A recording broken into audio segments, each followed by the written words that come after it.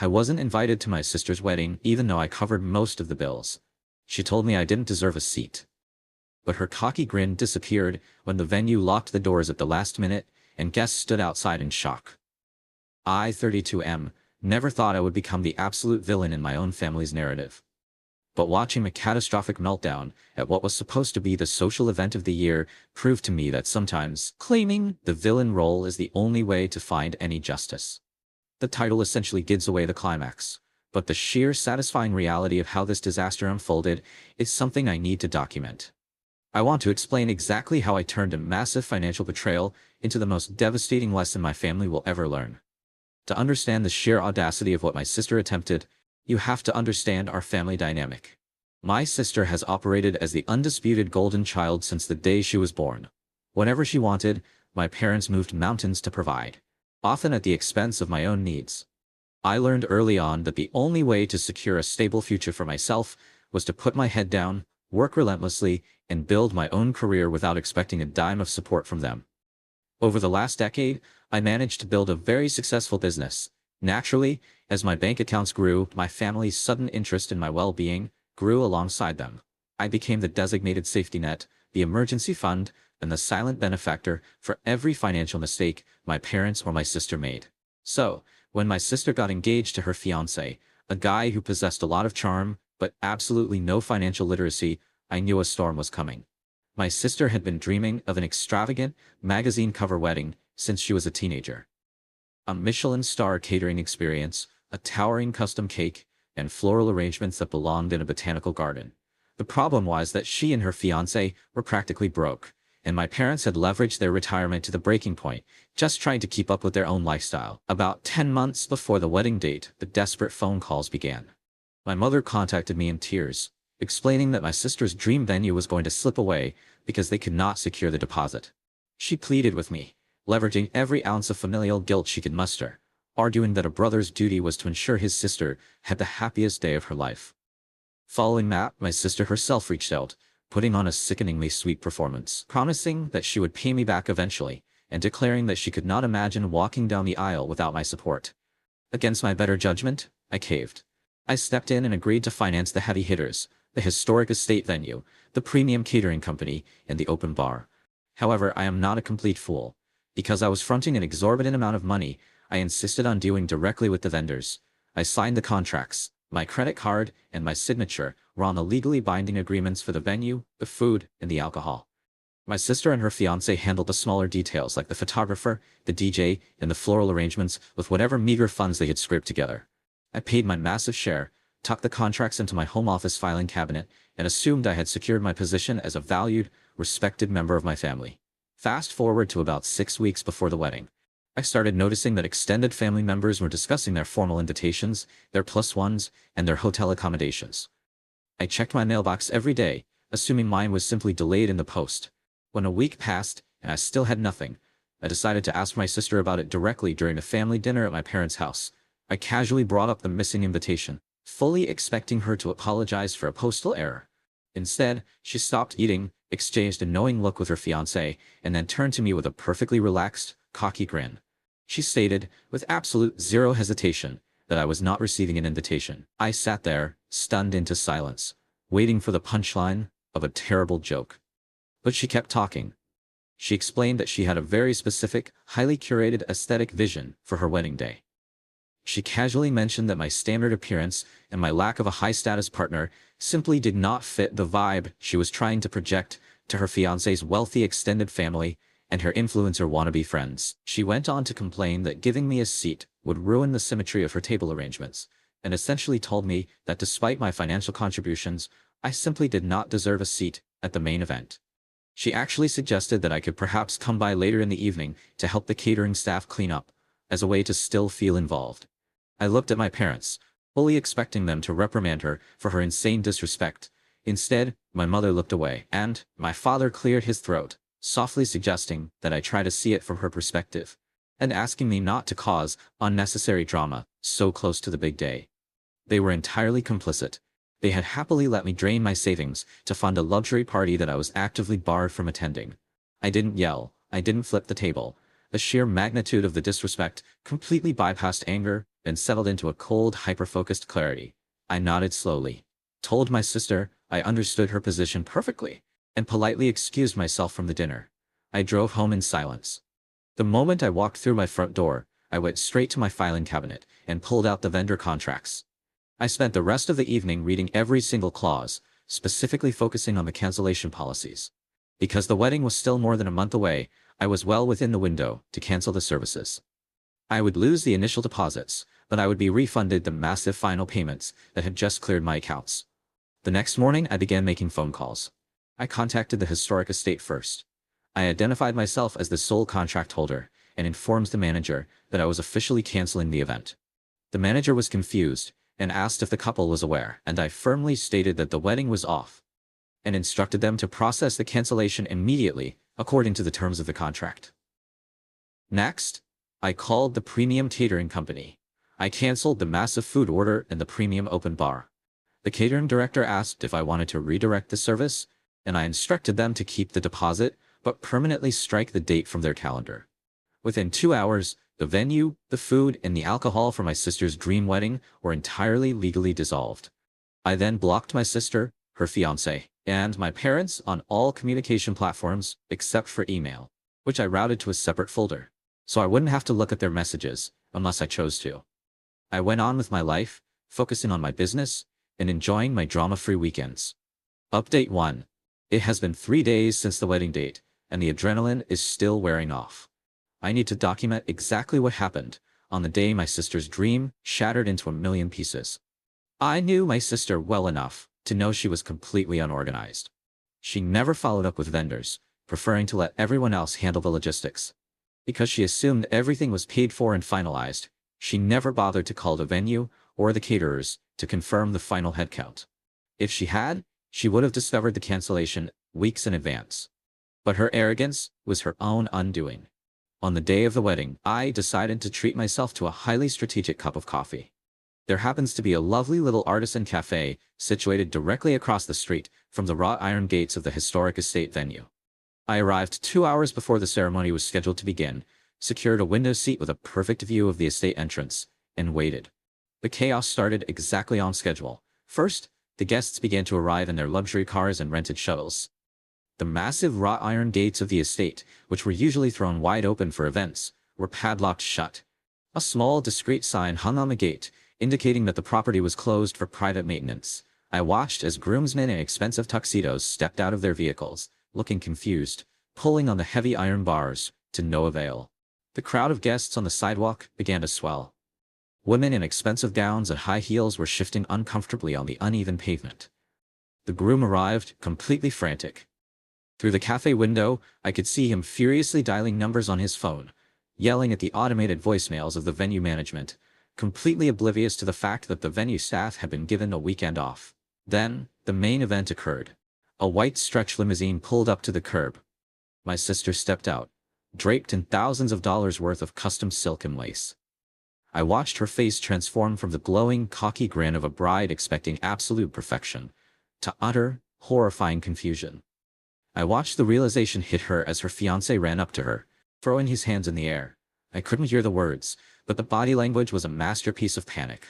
She ran to the locked gates and literally shook them. She began screaming at her bridesmaids, screaming at the groom, screaming at the sky. My phone began to light up. Even though they were blocked on my main line, my mother had managed to borrow a confused guest's phone to call me. I let it ring. Then another unknown number called, then another. The barrage of missed calls and voicemails flooded in like a digital avalanche. The vendors my sister had booked herself, the photographer, the florist with a van full of dying roses, and the DJ with his sound equipment, all arrived and were similarly trapped on the sidewalk, demanding their final payments from a hysterical bride. After about an hour of watching the crowd melt down under the afternoon sun, the groom's wealthy family finally took charge. I watched them forcefully usher my sobbing sister and the humiliated groom back into their vehicles. The massive crowd of beautifully dressed guests began the walk of shame back to their cars, completely bewildered. I finished my coffee, tipped the barista extremely well, and drove home with a sense of profound peace. When I finally opened my email folder that evening, the sheer volume of rage was staggering. My parents had sent dozens of messages. My father demanded that I fix the situation immediately. completely oblivious to the fact that the day was already over. My mother accused me of being a monster, claiming I had inflicted permanent psychological damage on my sister. My sister sent a rambling, furious email threatening to sue me for breach of contract, emotional distress, and public humiliation. She demanded that I wire her the full cost of the wedding, so she could attempt to book a replacement venue. I sat down at my computer and composed a single, calm reply to all of them. I stated that since I was explicitly told I did not deserve a seat at the wedding, I realized my financial gift was no longer appropriate. I reminded them that the contracts were entirely in my name, paid with my money, and that I had exercised my legal right as the client to cancel the services I no longer required. I suggested that if my sister wanted an extravagant wedding so badly, she should fund it herself. I then hit send, closed my laptop, and poured myself a glass of expensive scotch. Update 2. It has been 2 weeks since the absolute disaster at the estate, and the fallout has expanded far beyond my immediate family. The shockwaves are tearing through the extended relatives, and I am sitting back watching the fireworks. Following the locked gate incident, my sister and her fiancé were forced to host a pathetic, makeshift reception at a local public park pavilion that the fiancé's parents managed to secure at the last minute. From what I gathered through the family grapevine, they had to order hundreds of dollars worth of fast food pizza to feed the remaining guests who hadn't abandoned them in disgust. The fiancé's wealthy, status-obsessed family was reportedly mortified beyond belief, forced to eat cheap pizza on wooden picnic benches in their designer formal wear. My sister immediately launched a massive smear campaign to save face. She began calling every aunt, uncle, and cousin, weaving a tragic tale of how I had suffered a psychotic break, stolen her wedding funds out of pure jealousy, and sabotaged her day without any provocation. She painted herself as the ultimate victim of a cruel, unhinged brother. I started receiving angry, disappointed emails from extended family members who had bought into her narrative. My uncle accused me of destroying the family name. My aunt asked how I could sleep at night knowing I ruined my sister's happiness. I realized I needed to shut down the narrative quickly and decisively. I took screenshots of the exact text messages my sister had sent me weeks prior. The messages where she reiterated our dinner conversation, confirming in writing that I was not invited because my appearance would ruin her aesthetic, and that my presence was unwanted. I also took photos of the vendor contracts, clearly showing my name as the sole financier, proving that it was my money, not hers. I drafted a massive group email encompassing every single relative in our family tree. I kept the text brief and professional. I explained that I had willingly paid for the majority of the wedding out of love, but upon being explicitly banned from attending the event I was funding, I chose to withdraw my financial support. I attached the screenshots of her nasty messages and the proof of my payments. I concluded by stating that I would no longer tolerate being treated as a walking bank account for people who viewed me with such blatant contempt. The response was instantaneous and brutal. The family members who had previously condemned me suddenly pivoted entirely. My aunt replied to the entire group, expressing her absolute horror at my sister's entitlement. My uncle demanded an apology from my parents for enabling such monstrous behavior. The collective family opinion shifted from viewing me as a villain to viewing my sister as an ungrateful, manipulative user. My parents tried to do damage control, sending frantic emails claiming my sister was just stressed about the wedding and didn't mean what she said. But the written proof was undeniable. My sister's cocky words had permanently destroyed her reputation among the people whose opinions she valued most. The most satisfying development, however, came from the groom's side of the equation. Update 3. It has now been 2 months, and the situation has reached a critical breaking point for my sister. The groom's family, who had been completely blindsided by the locked venue, conducted their own investigation. Once they realized that the entire wedding was funded by me, and that my sister had lied to them about her financial stability, they were furious. They had believed my sister was bringing her own wealth into the marriage, only to discover she was a broke liability who couldn't even manage a vendor contract. I received an unexpected phone call from the groom's father last week. He had managed to get my number through a mutual acquaintance. He didn't call to yell at me. Rather, he called to ask for the unvarnished truth. I calmly explained the entire timeline to him: the financial demands, the contract signing, the dinner where I was uninvited, and my subsequent cancellation. I maintained a highly professional tone, avoiding any emotional attacks, and simply presenting the facts. The groom's father thanked me for my honesty and hung up. A few days later, the news trickled down through the family network. The groom's family essentially staged an intervention for him. They laid out the sheer embarrassment they had suffered at the hands of my sister's arrogance, and strongly advised him to reconsider his legal ties to her. They pointed out that if she was willing to brutally exploit her own brother, she would undoubtedly bankrupt him in the future. The groom, who had been dealing with the immense stress of the ruined wedding and the thousands of dollars in debt they suddenly owed to the angry photographer and florist, finally snapped. He moved out of their shared apartment. He told her he needed a separation to evaluate whether he could trust her at all. My mother called me, bypassing the block by using a completely new burner phone. She was weeping hysterically, screaming into the receiver that I had successfully destroyed my sister's life, her marriage, and her future.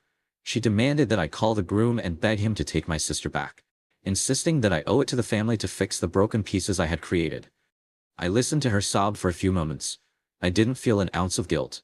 I told my mother, very calmly, that my sister had destroyed her own life the moment she decided her aesthetic vanity was more important than basic familial respect.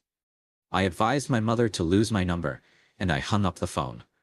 I am now completely no contact with my sister and my parents. Final update. It has been 6 months since the non-wedding. I feel it is finally time to close the book on this chapter of my life. I recently received word through a cousin that my sister and her fiancé officially called off the engagement. The stress of the financial ruin, combined with the absolute loss of trust from his family, was too much for their relationship to survive. The fiancé refused to marry into a family that operated with such deep-seated deception and cruelty. My sister was forced to move back into my parents' cramped house because she could no longer afford the rent on the apartment without her fiancé's income. My parents, who are still drowning in the debt they accumulated trying to maintain their own lifestyle, are now fully responsible for supporting their golden child. The irony is staggering. They spent years draining me of my resources to prop her up, and now they are entirely trapped under the weight of her failures. My sister tried to reach out to me one last time, sending a lengthy, handwritten letter to my business address. In it, she abandoned the anger and attempted to play the ultimate victim. She claimed she was depressed, that her life was in ruins, and she asked if we could meet for coffee, to discuss a loan so she could get back on her feet. She promised she had learned her lesson, and that she recognized she had treated me poorly. I read the letter once, folded it carefully, and ran it straight to my office paper shredder. There will be no loans, no reconciliations, and no forgiveness. The bridge was not just burned. I detonated the entire foundation. I am sharing this story because I know there are thousands of people out there, acting as the financial crutch for toxic families, tolerating massive disrespect because they believe they are obligated by blood. I'm here to tell you that you are not. You owe nothing to people who treat you as an invisible utility. Taking back my power was the most brutal thing I have ever done, but it was also the most necessary. My life is incredibly peaceful now. My business is thriving, my stress levels have plummeted, and I never have to look at my sister's arrogant, cocky grin ever again. Would you like me to adjust the focus on any of the specific updates? Or perhaps explore the perspective of the extended family in more detail?